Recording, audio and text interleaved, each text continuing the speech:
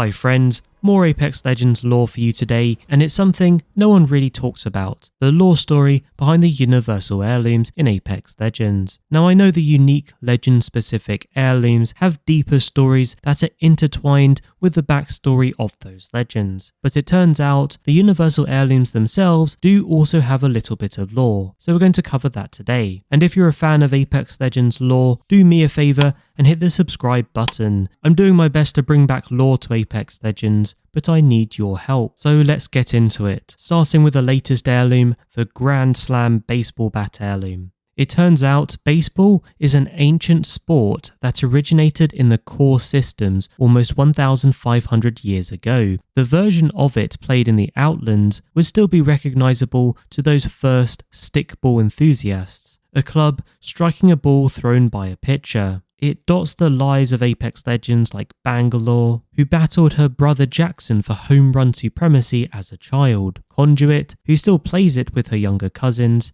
and even Vantage, who's recently made a name for herself as a power batter in the Solace City Rec League. However, it took on a new life when Keiko Utani, who's the left fielder for Suotamo's Golden Grove Goliaths, introduced a type of bat that could only be referred to as explosive. What started out a way to assist Grand Slams became a favourite in the underground fight clubs and eventually made its way in more pristine form to the Apex games. So that's the official lore blurb for the backstory behind the Universal Grand Slam heirloom. It's effectively saying baseball is a canon sport in the world of Apex Legends, and it's a sport that spread to the Outlands.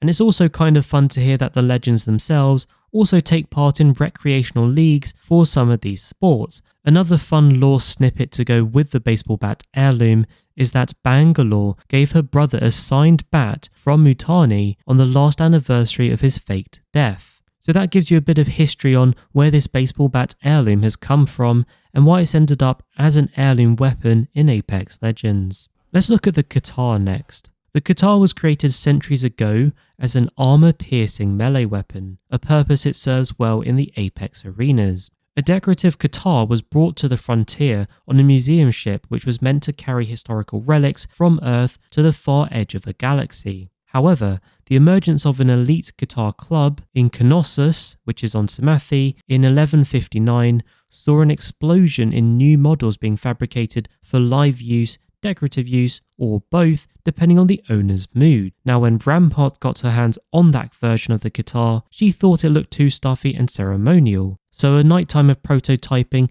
in her workshop was all it took to convince the suits in the Syndicate that their design needed more flair. Now, Apex artifacts were given to each of the legends by the Mercenary Syndicate to bring something new and exciting to the games, to distract from the recent reputation and disruption of Revenant and the untimely death of D.O.C.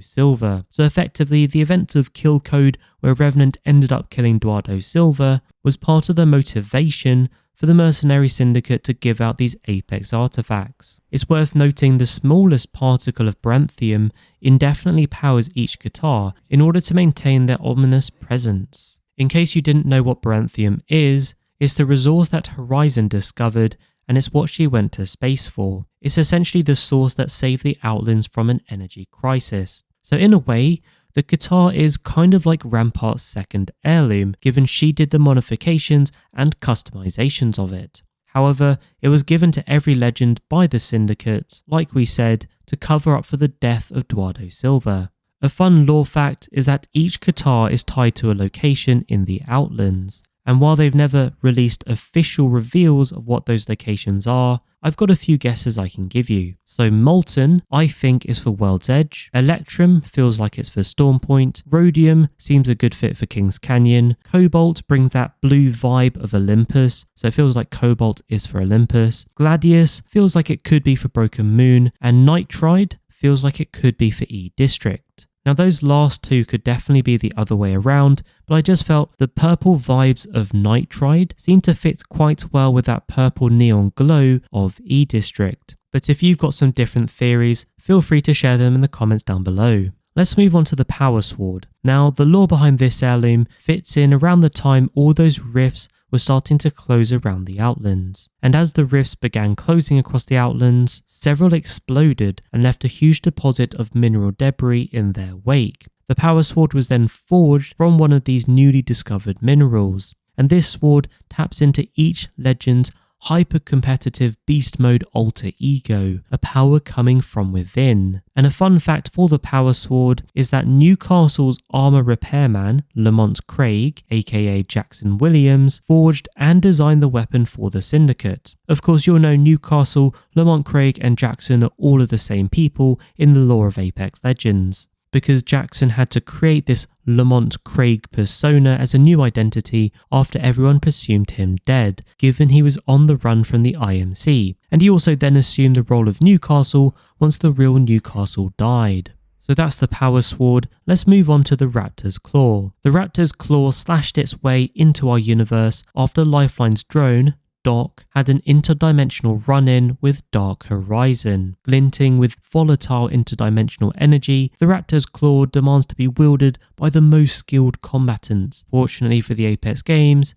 there's no other kind. And of course, you'll know this fits in with the Season 23 launch trailer, where D.O.C gets sucked into the rift and Lifeline has to pull him out. And it turns out the weapon that Dark Horizon slashed at D.O.C with also got dragged through that rift as well. Unfortunately, the other Universal Heirlooms don't really have formal lore like these Universal Heirlooms we've just covered. So I'm going to give you a few theories and guesses, but share your thoughts in the comments on where you think these other heirlooms could originate from in the lore of Apex Legends. Firstly, for the Serpent Sting heirloom, now we think this one could be related to the Classidra Rossa, which is the Assassin's Guild that Sparrow's family is part of, and is also the one that Sparrow, as part of his story, has been kind of shunned from in recent times, hence his participation in the Apex games. And you can kind of see the colour theme linking quite closely, not just to Sparrow, but the colour theme of the Classidra Rossa itself. To go with that, the Serpent Sting,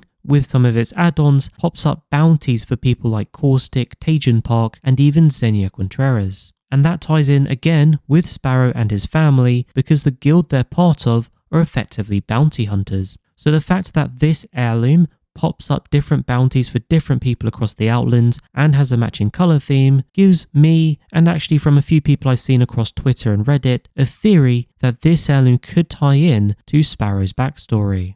We've got significantly less for the other heirlooms though, so for the Sky Piercer, we don't really have much. Obviously the fireworks suggest it could be some form of celebratory weapon from the Syndicate to celebrate the Apex games, and the rumours were before that this heirloom was originally going to be for Catalyst, so it could be that the colours and fireworks have something to do with origins across Boreas, or maybe to celebrate the moon Clio. For the other universal weapon in the form of the Buster Sword, this was part of the Final Fantasy crossover event, and it's thought that portals across the universes brought together the Final Fantasy universe and the Apex Legends universe, and that brought along the Buster Sword to the Apex games. Unfortunately, we don't have much more to go on from that though in terms of lore for these Universal Heirlooms. Having said that, at least there's a bit more backstory there to those Universal Heirlooms than a lot of people realised, and while it's not quite as good as the individual heirlooms, at least you get a feel of some story being there. Hopefully this helps you delve back into Apex Legends lore. I'll put the links to where I got this lore information from the official Apex Legends sources in the description. And also, if you're buying Apex coins, don't forget to use my creator code. Simply when you're checking out to buy the Apex coins in the promo code box, just enter that's THE. If you do that, you'll be helping me out massively. So a big thank you for doing that, and a big thank you for watching this video. I'll catch you later.